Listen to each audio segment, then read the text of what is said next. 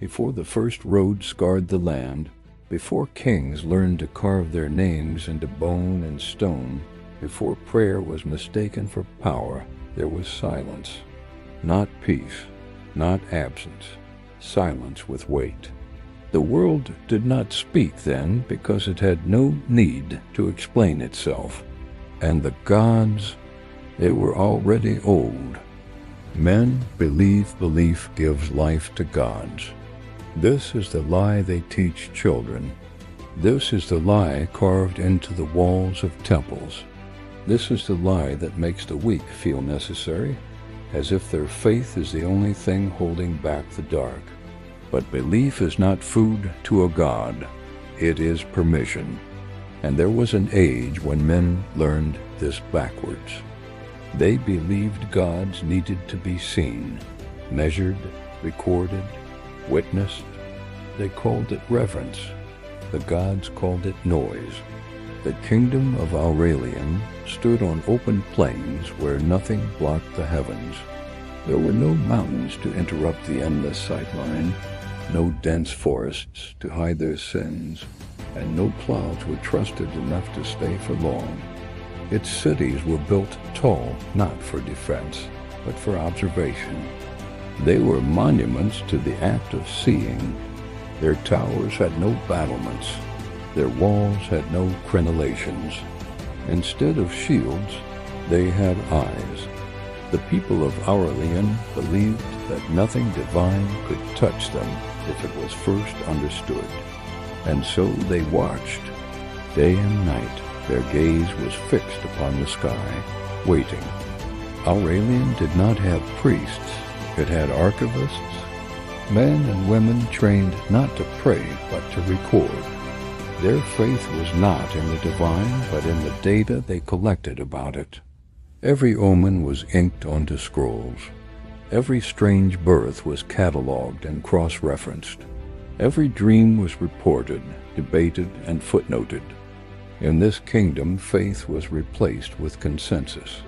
The gods were reduced to patterns in the sky, to cycles of strange phenomena, and patterns the scribes believed could be mastered. They grew arrogant in their knowledge, so confident in their charts and ledgers that they never stopped to ask whether the gods had agreed to be studied. The first sign was not fire. It was not a storm or a plague. It was delay. A blacksmith's hammer struck hot iron, and the sound followed a heartbeat too late. A man shouted across a market square, and his voice echoed a moment before his lips moved. Reality itself began to hesitate, to stutter, as if something immense had stepped between cause and consequence. Animals fled without direction, their instincts screaming a warning they couldn't articulate. Children cried without reason, sensing a wrongness in the world that adults had trained themselves to ignore. And through it all, the scribes of Aurelian simply wrote faster, convinced this was just another data point, another variable to add to their equations. It came at dusk, not descending from the heavens, not rising from the earth. It simply was. One moment there was an empty sky, the next it was there, a shape where meaning thinned. Those who looked directly upon it felt their thoughts stretch, like skin pulled too tight over bone.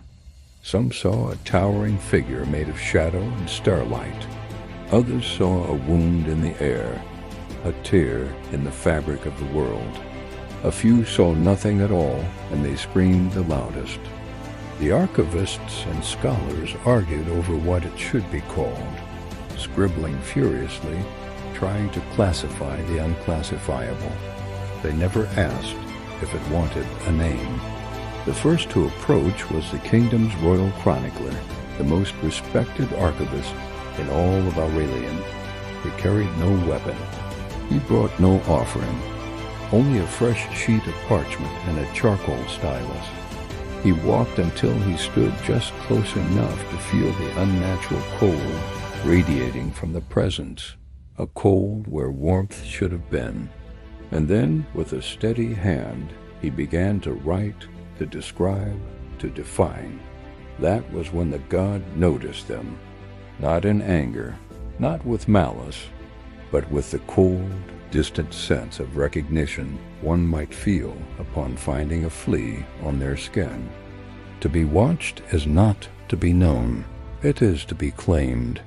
Each word the chronicler wrote anchored the God deeper into a form it did not choose. Each sketch narrowed its infinite possibilities.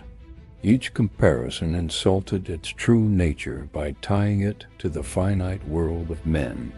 The people of Aurelian believed they were describing it, but they were not. They were limiting it, caging it with their definitions, their observations, their understanding. And gods do not forgive limitation. The chronicler did not fall. He did not cry out. He simply stopped, mid-word, mid-breath. His body remained standing, a statue of flesh and bone. But the meaning of him did not. The essence of who he was had been erased. People remembered he had existed, but they could not recall his face. His name became difficult to pronounce, a jumble of sounds that held no significance. By morning, no one in the city could remember why he had been important. The parchment he had been writing on was blank. The God had made its first edit. That night, every dream in Aurelian changed. It was not a nightmare of images or monsters. It was a single crushing certainty pressed into every sleeping mind. A sentence that arrived without sound. You believe sight makes you safe. You are wrong. They woke screaming, drenched in a cold sweat, the words echoing in the silent chambers of their skulls. The terror was absolute. And still, when morning came, they returned to their towers. They returned to their ledgers. And they watched. The God did not destroy the kingdom. It did not rain fire upon their cities or turn their fields to salt.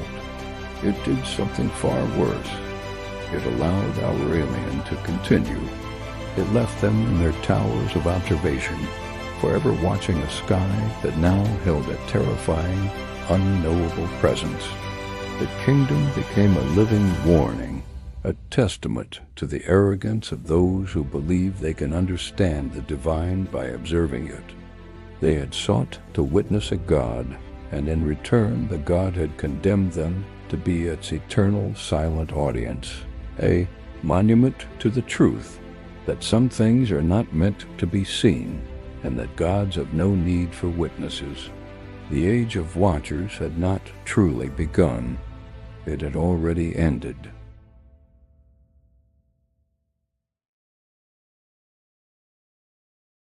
This is Dark Trace.